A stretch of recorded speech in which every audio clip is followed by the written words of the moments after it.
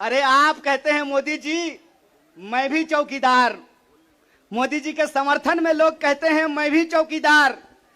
ये चौकीदार नहीं हैं, ये देश के ठेकेदार हैं। और ये देश के ठेकेदार कैसे हैं? क्योंकि इस देश के लोगों का, उनके भविष्य को ये ठेके पे कर देना चाहते हैं। ये जो अग्निपथ योजना है, इसकी मोटी मोटी बात आप समझ लीजिए। मैं बड़े ध्यान से सारा प्रेस कॉन्फ्रेंस सुन रहा हूं। प्रेस कॉन्फ्रेंस में सरकार जिलेबी की तरह गोल गोल कर रही है, हर चीज को सब कुछ बोल रही है, सब फायदा गिना रही है। हो सकता है कि कोई भाजपा का मंत्री यह भी आकर के कह दे कि अग्निपथ योजना में शामिल होने के बाद आपका बाल नहीं गिरेगा। जिस तरीके से उसके फायदे गिनाए जा रहे हैं, लेकिन असली बात नहीं बताया जा रहा है।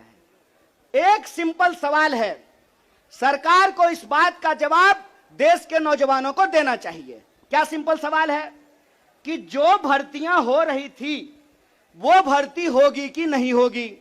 सवाल नंबर एक। सिंपल बात है, पहले आर्मी में हर साल 75,000 कम से कम लोग बहाल होते थे। बाद में बीजेपी ने इसको घटा करके 50,000 कर दिया और पिछले 2 साल में, अब तीसरा साल है, 50,000 लोगों को भी भर्ती नहीं की गई। बहाना क्या दिया गया? बहाना दिया गया कि कोरोना था इसीलिए भर्ती नहीं किए। हाय मोदी जी, कोरोना था तो चुनाव लड़ लिए, बंगाल में जाकर के दीदी ओ दीदी कर लिए, सब जगह चुनाव हो गया, उत्तर प्रदेश का चुनाव हो गया, बुलडोजर बाबा आ गए, लेकिन आर्मी की भर्ती नहीं हुई। यह बेईमानी है कि नहीं है? रोजगार देने में कोरोना है और चुनाव लड़ने में कोरोना नहीं है। और अगर आप बैकलॉग को देखेंगे, 50,000 को अगर मान लें, तब भी 1.5 लाख बहाली होनी चाहिए थी। 1.5 लाख ये बहाली नहीं कर रहे हैं। 1.5 लाख बहाली ये करेंगे कि नहीं करेंगे, इसको ये नहीं बता रहे हैं। ऊपर से ये एक नया योजना लेकर के आ गए हैं। तो एक ना छोटा सा कहानी हमको याद आ रहा है।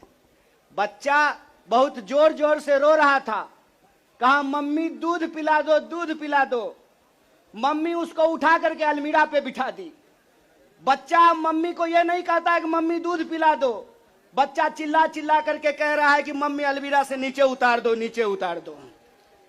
लोग मांग रहे थे हर साल 2 करोड़ नौकरी, इन्होंने हर साल 2 करोड़ नौकरी नहीं दी, ऊपर से एक नया योजना लेकर के आ गए हैं।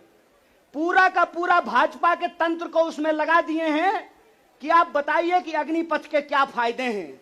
अरे सिंपल सी बात है, बिहार में कहावत है, नहाया हुआ शरीर और खाया हुआ शरीर नहीं छुपता है। जो चीज अच्छी होती है उसका फायदा बताने का जरूरत नहीं होता है।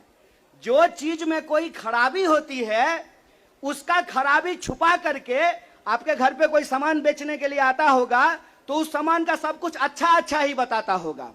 आप ट्रेन में जब जाते होंगे, बस में जाते होंगे, तो जब जूसर बेचने वाला आता है तो एक संतरा से आपको 1 गिलास जूस निकाल करके दिखाता है, और वही जूसर जब आप घर पे लेकर के जाइएगा तो आधा गिलास जूस भी आपको आपके घर में नहीं निकलेगा। ये जो बेचने की मानसिकता होती है, इस बेचने की मानसिकता के खिलाफ हैं। ये सत्याग्रह 2 लोगों के बीच में है। जावेद अख्तर ने लिखा है, इस एक हमारी एक और उनकी मुल्क में है आवाजें दो आवाज है। एक वो आवाज है जो इस देश को बेचना चाहता है, वो देश के सरकार में बैठे हुए हैं। एक वो आवाज है जो देश को बचाना चाहता है, वो सड़कों पे खड़ा है, वो जंतर मंतर पे बैठा हुआ है, वो सत्याग्रह कर रहा है। और ये सत्याग्रह हम इसलिए कर रहे हैं कि सरकार के झूठ को हम समझ रहे हैं। झूठ क्या है? झूठ है कि ये लोग परमानेंट बहाली को बंद करने जा रहे हैं। परमानेंट बहालियां नहीं होगी।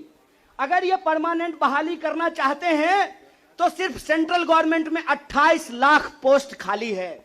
ये परमानेंट बहाली बंद करके ठेकाकरण के फायदे देश को समझा रहे हैं। जब भी देश में कोई ठेकाकरण किया जाता है तो सिर्फ उसका फायदा ही फायदा बताया जाता है। जब भी देश की कोई सार्वजनिक संपत्ति बेची जाती है तो उसका फायदा ही फायदा बताया जाता है। लेकिन इस बात को याद रखिएगा कि देश में अगर सारी सार्वजनिक संपत्तियों को बेच दिया गया तो देश का क्या होगा। एक बार आप इस बात पे विचार कीजिएगा कि अगर एयर इंडिया नहीं रहेगा, अगर नहीं होगा एयर इंडिया, तो क्या करेंगे ज्योतिरादित्य सिंधिया। समझना है कि नहीं समझना है?